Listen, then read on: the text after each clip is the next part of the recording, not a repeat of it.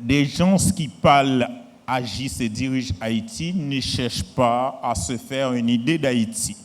Par exemple, si vous écoutez un politicien français, il va vous dire que, j'entends par la France. Lorsqu'un journaliste lui pose la question, qu'est-ce qu'il entend faire de la France s'il est élu président de la République? Eh bien, il dit, moi, j'ai une certaine idée de la France. Et je ne pense pas que certains Haïtiens qui parlent d'Haïti, qui agissent, qui dirigent Haïti, ont cette idée-là d'Haïti.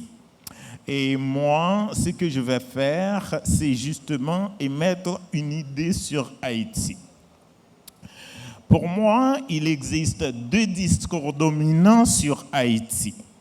Le premier discours, c'est un discours poétique. Ce discours-là, avec accent narratif, ça veut dire roman et autres, ou les nouvelles, et puis le discours poétique. D'ailleurs, nos figures intellectuelles sont des poètes, sont des romanciers, avec des catégories différentes. Et il y a un autre discours aussi dominant qui est le discours historique. D'ailleurs, vous allez voir que ce discours-là, il est représenté par le grand Maninga, le grand Ardouin, le grand Bourboin et tant d'autres. À côté de ce discours, on va intervenir surtout sur les discours historiques. À côté des discours historiques, il y a, pour le besoin de la cause, cela veut dire pour la nécessité de cette intervention, on va toucher aussi un discours un petit peu non dominant, mais qui a son importance dans l'intellectualité haïtienne. C'est un discours ethnographique représenté par Jean Presmas. Donc, et puis, un autre discours philosophique, à partir des années 80, il y a certainement un discours philosophique. Moi, et pour ma préférence, je pense que Edlin Dorismond représente ce courant. C'est un courant aporétique. Aporétique, cela veut dire que, par exemple, dans le texte de Dorismond, il dit le problème haïtien. Quand on sait qu'est-ce qu'un problème, c'est la différence de ce qui est et ce qui devrait être. Donc l'haïtien pose problème. Il y a une différence entre l'haïtien qui existe et l'haïtien qui aimerait être en tant que tel. Donc pour le besoin de cette intervention, je vais considérer ces deux discours qui ne sont pas très dominants. Mais revenons à la question, à la dominance du discours historique. Le discours historique, on peut le considérer en trois versants. Le premier versant, moi, je le conçois comme étant un historicisme tragique. Qu'est-ce que j'entends par l'historicisme tragique? C'est un discours dramatique sur Haïti. Ce discours est représenté par un historien que j'aime beaucoup, mais bon, c'est ça l'intellectualité quand même. J'aime beaucoup, c'est historien Vertus Saint-Louis. Lui, il dit le drame haïtien. Cela veut dire quoi? Cela veut dire que nous sommes un peuple submergé par des frappes coloniales, des frappes internes, des colons, bon, disons mieux, des frappes et des colons extérieurs, colons intérieurs. Maintenant, nous sommes frappés par un colon, moi j'appelle le colon diasporique. Le colon diasporique, c'est celui qui est au Canada ou bien aux États-Unis, qui ne sait absolument rien sur Haïti, mais le fait qu'il envoie quelques gourdes, quelques dollars en Haïti, il prétend tout savoir, il prétend même dicter la loi sur Haïti. J'appelle ça le colon historique, j'appelle ça le colon diasporique, ou du moins, c'est, bon, c'est pas parce que je suis contre la diaspora, mais il faut prendre le soin de thématiser les choses. Il y a cette arrogance-là de la part de certaines personnes qui vivent dans la diaspora pour dicter la loi sur Haïti, malgré qu'ils n'ont rien à voir sur Haïti. À premier, ce discours-là, engendre ce qu'on appelle un fatalisme. Le plus que c'est tragique, qu'appelle le tragique? Le tragique appelle le drame, appelle la pitié, appelle en fin de compte ce qu'on appelle un certain humanitarisme, un certain humanitaire. Donc à partir de ce moment, on n'est rien, on doit nous longer la main, nous tendre la main. Donc c'est ça, la forme pratique de ce discours qu'on appelle le discours tragique, c'est la mendicité haïtienne. Nous sommes incapables de produire quoi que ce soit, donc il faut se référer à l'étranger. Il n'y a pas de temps, il y a d'autres conséquences de ce discours, de cet historicisme tragique que je n'ai pas le temps, et ça aboutit aussi à un pessimisme critique dans la mesure où tout ce qui est haïtien est appelé à être critiqué et engendre le doute, et pas un doute constructif à la manière cartésienne, mais c'est un doute pessimiste qui, on dit que c'est haïtien ça. Donc, moi, j'essaie de me démarquer de cet historicisme tragique et cet historicisme fataliste qui engendre un fatalisme énorme. Donc, l'autre versant de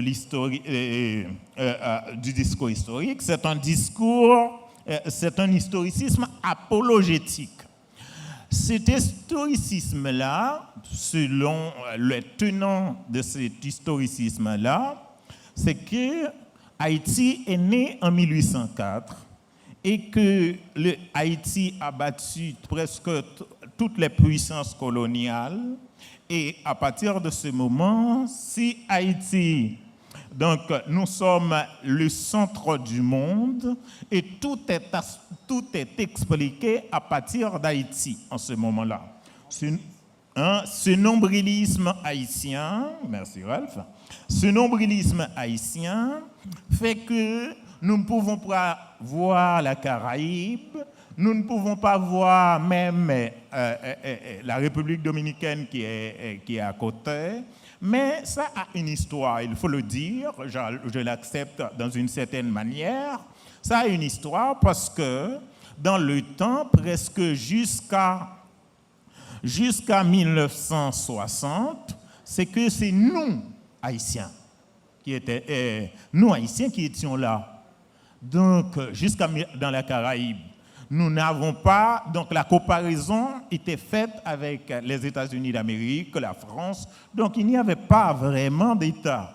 Donc ce nombrilisme-là reste intact, donc nous ne pouvons pas dépasser 1804. Ce sont ces hommes-là, dans l'historicisme apologétique, nous vivons Dessalines comme hier, nous vivons Christophe comme hier, sans prendre la peine de faire une certaine interprétation de l'idéal dessalinien.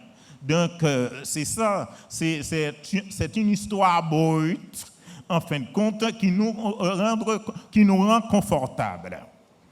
Et de cet historicisme qu'on appelle historicisme apologétique, donc il y a le troisième versant, c'est l'historicisme complotiste. L'historicisme complotiste, cela veut dire que tout est expliqué à partir de 1804. Si nous vivons ce que nous vivons aujourd'hui, c'est parce que nous avons fait 1804. Donc, nous avons fait 1804. Donc, à partir de ce moment, tout est complot. Tout est complot sur nous. Moi, je dis ça renvoie premièrement à une sorte de défaitisme intellectuel, là où nous ne sommes plus responsables de rien, il y a toujours un arrière-plan, une communauté internationale qui décide pour nous, nous ne sommes pas responsables, donc engendre également un irresponsabilisme de la part des Haïtiens. Cela veut dire que je ne peux pas manger, c'est un étranger. Je ne peux pas ramasser fatra, son étranger qui fait pas ramasser fatra. Je ne peux pas balayer la cola, son étranger qui fait pas balayer. Donc finalement, cet irresponsabilisme du côté des Haïtiens fait que nous tombons dans une sorte de défaitisme intellectuel. Donc moi, comme je n'ai pas de temps, moi je me démarque un peu de ce courant, de ce discours historique, tout comme de ce courant narratif et poétique. Et c'est dans ce sens qu'on peut comprendre cette question, qu'est-ce qu'Haïti? À mon avis, Haïti est à la fois une notion et un concept. C'est-à-dire, comme notion, il existe deux objections. Et avant même de voir Haïti comme concept, comme notion et concept, il faut se situer par rapport à deux objections. Pour moi, la révolution haïtienne n'a pas commencé en 1791 et ça ne dure pas non plus 13 ans. Pour moi, la révolution haïtienne commence à partir de la révolte de Kaonabo. Dans une perspective de Brodélienne, c'est une révolution de temps long, cela veut dire une révolution de 3 siècles, 1492-1791. Bois Caïman n'est que l'aboutissement d'un processus révolutionnaire commencé depuis Kaonabo, Anacaona, avec comme fil d'Ariane ou bien comme constance historique le marronnage et l'empoisonnement et tant d'autres formes de contestation. Donc, et ça c'est première chose, j'appelle ça la formation du sujet révolutionnaire, ce que nous appelons Bois Caïman, j'appelle ça la formation du sujet Bois Caïman, sujet révolutionnaire collectif. Bon, il y a beaucoup à dire dans cette thèse, mais je n'ai pas de temps, je dois continuer, mais on peut toujours discuter ça à travers les questions. Et puis, l'autre objection à laquelle je dois me démarquer, c'est pour moi, dans ses composantes ethniques, sociales et culturelles, Haïti n'est pas né en 1804.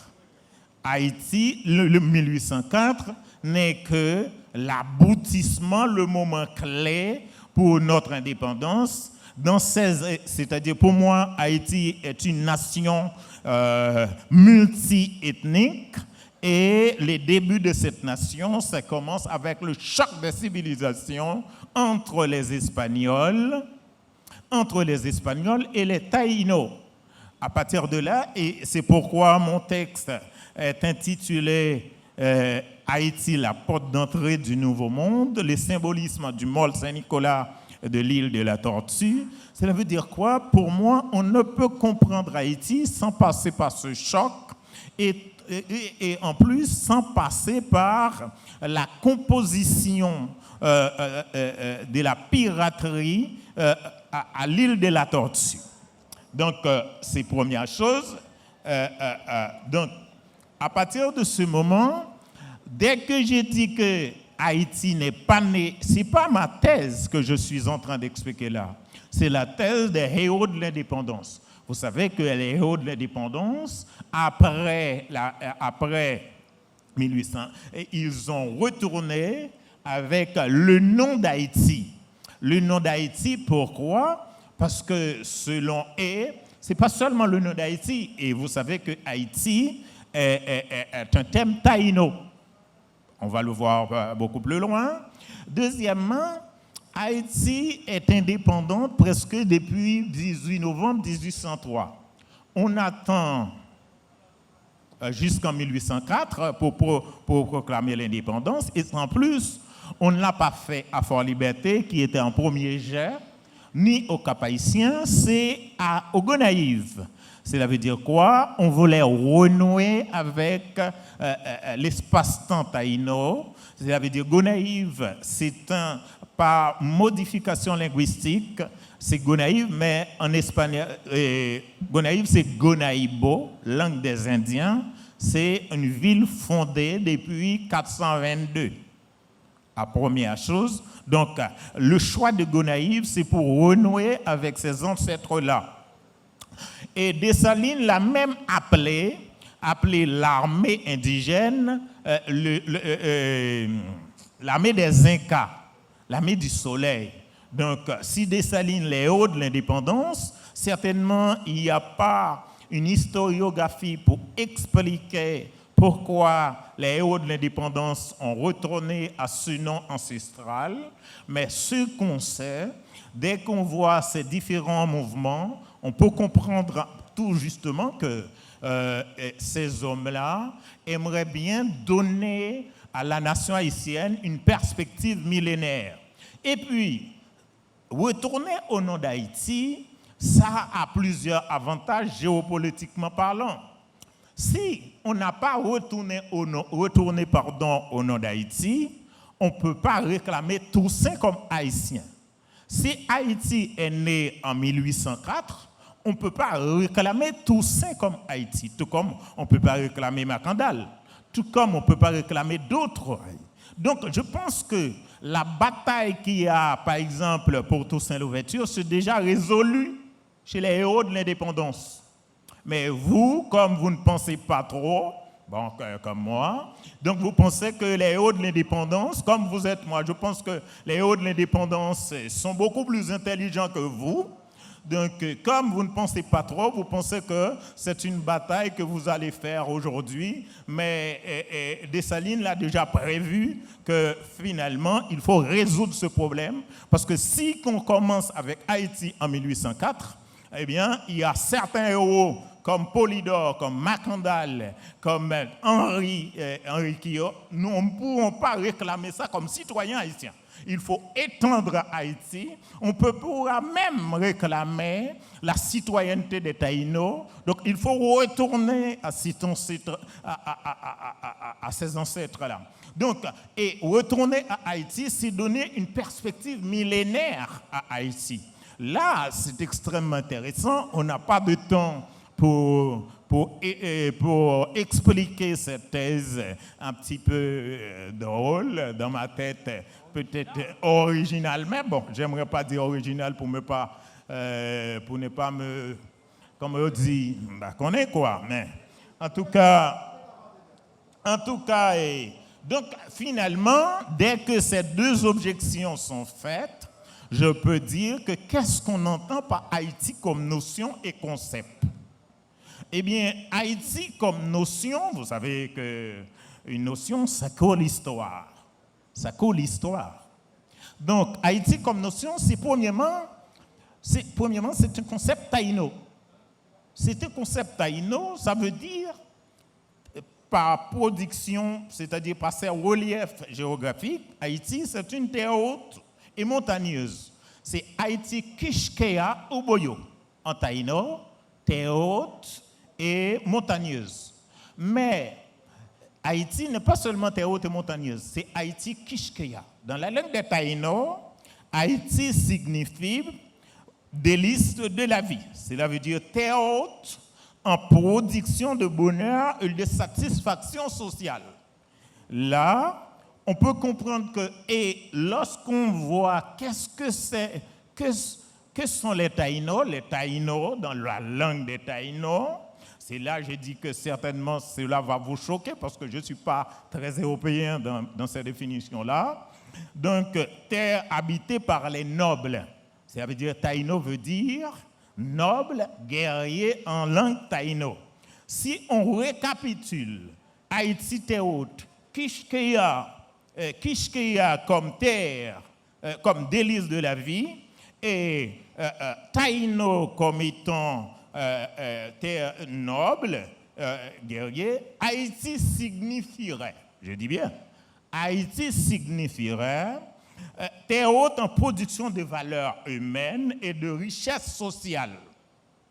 Donc, et lorsque vous voyez, et selon un texte de Phénicie, l'île de la Tortue, Haïti, avant la conquête espagnole, faisait partie des îles fortunées. Donc, Haïti a l'habitude de produire des délices, des ravis, en tant que tel. Et en tant que pays de délices de la vie, Haïti, au cours de la période coloniale, bon, avant même d'aller dans la période coloniale, regardez bien, vous ne vous posez pas cette question. Colomb est arrivé en Amérique depuis en octobre 1492. Il n'est pas resté dans les côtes. San Salvador, c'est la première terre. Donc, c'est pourquoi il a baptisé cette terre San Salvador, ça veut dire Saint-Sauveur. Or, il n'est pas resté là-bas. Il est venu jusqu'à c'est-à-dire 6 décembre, et c'est à partir de 6 décembre, il a planté cette croix au Mall Saint-Nicolas. Et c'est là le tablica Zenni. Donc finalement, il faut se demander pourquoi. Pourquoi Colomb n'est pas resté à Cuba, à San Salvador? Pourquoi Haïti? Moi, je pense que... Et c'est là qu'il a planté la croix. Donc la croix veut dire, cette croix, c'est l'introduction du christianisme. Il y a aussi des interprétations mystiques qui disent que cette croix représente la croix de Templier. Parce que pour cette interprétation mystique, Santa, regardez bien, la Penta, la Nina et la Santa Maria, le triangle par excellence. Pourquoi 3 bateaux? Tout cela, ce sont toutes ces choses-là, ce sont des interprétations énormes qu'on peut faire sur Haïti quand même. Donc Mall Saint-Nicolas représente pour moi l'un des pivots géographiques. Là, il faut les étudiants ou bien les gens qui se sont habitués avec la géopolitique savent qu'est-ce que c'est qu'un pivot géographique. C'est-à-dire, c'est un relieu stratégique. Bon, vous savez qu'est-ce que c'est que Mall Saint-Nicolas en tant que tel. La bataille qu'a engendré au cours de l'histoire cette portion de terre. Je n'ai pas de temps, je dois terminer rapidement.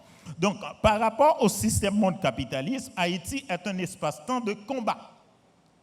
C'est-à-dire un espace-temps de combat. Un espace-temps de révolte. C'est-à-dire, nous sommes toujours en révolte. Là, je m'accorde avec mon collègue Davidson qui dit que Haïti, c'est le pays des armes. Donc, nous sommes là toujours dans un combat permanent pour la liberté de création. Nous créons tout. Nous créons l'humanité des Noirs. C'est-à-dire, avant, là, il faut prendre au sérieux le texte de Gustinville, pour moi, qui est extrêmement intéressant, mais qui a péché quelque part, en disant que l'idiome révolutionnaire haïtien, c'est un idiome pour le droit. Non, c'est plus que le droit. C'est un idiome pour l'humanité, pour la monité. Parce que le Code noir nous a retiré la monité. OK? Nous a retiré. Il faut réinventer la monité dans notre cas, avant même. Il faut même réinventer la langue, parce qu'on nous a dispersés. Donc, il faut réinventer la monité. Il faut réinventer la langue comme moyen de communication entre monité. Il faut même réinventer le droit. Donc, c'est extrêmement intéressant dans cet espace-là. Donc, c'est un espace de combat pour la dignité humaine, notamment celle de l'homme noir. Cela veut dire que nous avons réinventé ce qu'on appelle l'homme noir, la dignité de l'homme noir, brimée, secouée par ce qu'on appelle 3 siècles d'esclavage. Donc, exemple, pour ne pas dire que je reste, pour ne pas dire que je reste seulement dans l'histoire, on peut même dire que nous Haïtiens, l'État, pour nous Haïtiens, l'État n'est rien. L'État, et peut-être là, en un seul point, je suis d'accord avec cette dissociation entre État et société. Donc, l'État n'est rien. Regardez à Ouanamètre. Ce n'est pas l'État, c'est nous. Et c'est un combat pour la dignité.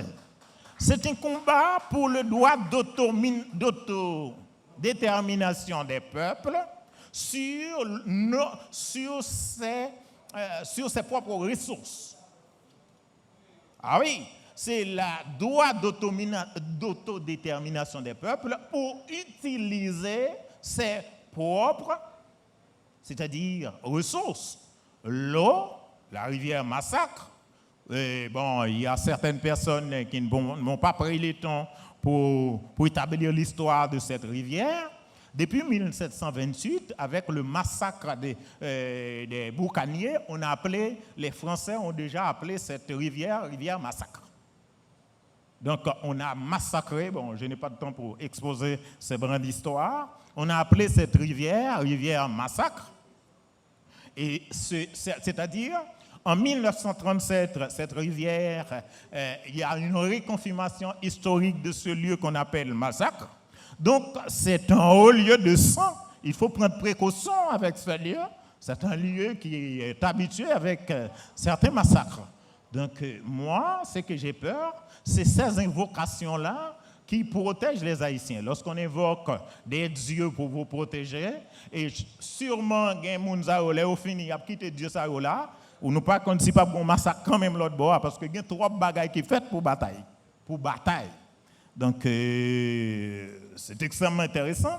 Donc, finalement, conceptuellement, Haïti traverse l'histoire, mais toujours dans une perspective de combat, toujours dans une perspective de lutte pour la liberté, pour la dignité, mais toujours dans une perspective de création de richesse, mais pas pour peut-être création de richesse, parce que nous sommes en haut lieu de richesse. En quoi? Pendant que nous sommes pauvres, on parle de richesse en Haïti.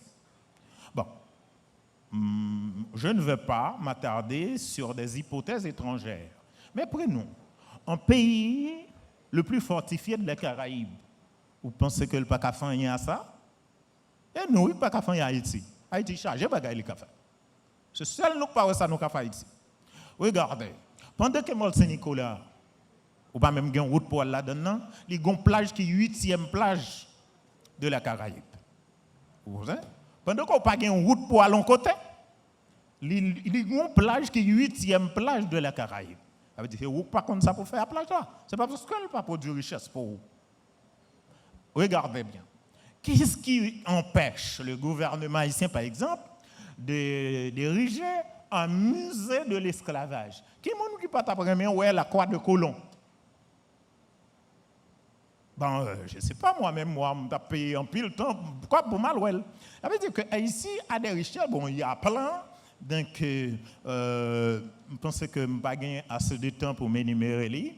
Donc, Haïti, il faut voir Haïti dans ce sens-là. Donc, en ce sens, moi, je ne suis pas en train de me lamenter sur Haïti. Je me lamente peut-être sur les Haïtiens. Par exemple, il y avait, avant même ce débat, nous regardons cette scène. Vous connaissez, regardez là, qui presque rare monde qui a 40 ans. Et c'est rare tout le monde a 30 ans. Lorsqu'on jeunesse comme ça, c'est que son jeunesse qui soif, mais lagué pour compter. Les lagués pour compter. C'est-à-dire son jeunesse qui soif de connaissances, mais qui est abandonné. C'est-à-dire pas un monde qui puis au passé qui pour dire mais ça pour le faire. Il pas un monde 60 ans, il pas un monde presque bon. Moi je suis vieux peut-être, mais je sais pas, mais est-ce que me constitue un modèle? Je ne sais pas. Moi franchement, je pense que nous sommes vraiment dans une lamentation énorme sur Haïti, dans le sens où nous n'avons pas des modèles inspirants, soit du point de vue politique, économique, etc. Et je pense que pour terminer ce point qu'on appelle notion Haïti, l'un des problèmes qu'on va confronter avec Haïti, c'est la prochaine génération. Il y a des gens là pour que Jean-Moïse joue depuis qu'il arrête ton monde. Il y a des gens qui ont 23 ans là pour comment ils arrêtent ton monde parce qu'ils te volé, parce qu'ils te font zac. Bon, monde ça, comment vous pouvez faire deal, là, il y a 40 ans pour obéir à la loi. Toute loi embête-t-il, toute discipline embête-t-il. Bon, nous restons là. Donc, finalement, je pense qu'il y a Haïti, soit nous laissons Haïti de côté, soit qu'Haïti nous laisse de côté par ses énergies.